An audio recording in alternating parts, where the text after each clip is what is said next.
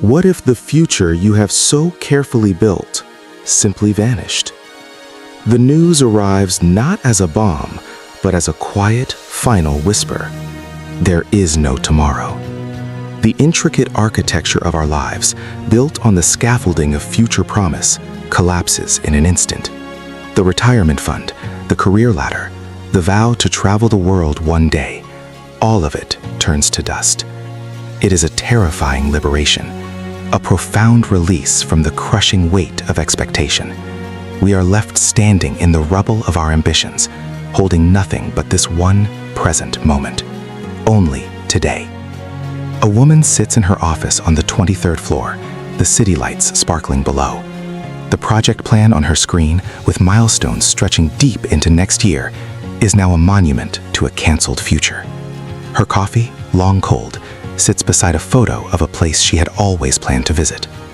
This sudden void forces a brutal confrontation with ourselves. Stripped of the identities we were constructing, the future doctor, the successful entrepreneur, the good parent preparing a child for a world that will not exist, we are left with a terrifyingly simple question. Who are we, right now? When the promise of a future reward is gone, what is the point of the race? Our carefully curated tomorrows were a beautiful illusion, a shield against the overwhelming immediacy of now. And perhaps without such a stark deadline, we live a softer version of this delusion every day.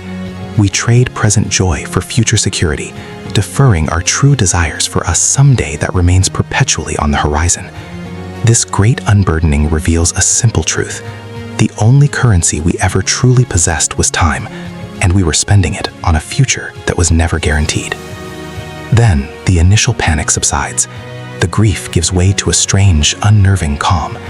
In this vast, empty space where plans used to live, a new feeling begins to stir, something primal and urgent. What happens when the fear of the future is replaced by the raw, unfiltered demand of the now? The answer isn't a shout, but a whisper. On a sun-drenched street, a father holds a bicycle, not for his daughter's future, but for her laughter now, as she balances for a few precious feet. The weight of planning is gone, replaced by the lightness of being. An era of achieving is over, an era of experiencing has begun. Elsewhere, a phone rings after a decade of silence. Grudges that were mountains now feel like dust in the final afternoon light. Why carry the weight of old wounds when the road is ending? This frantic rush for forgiveness, for one last "I love you," reveals a painful truth about our own lives.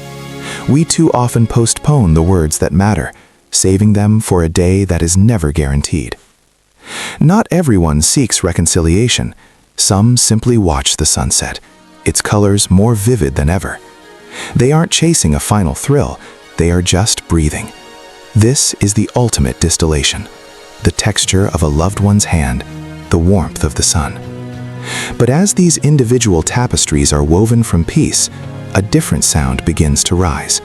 A sound not of acceptance, but of rage.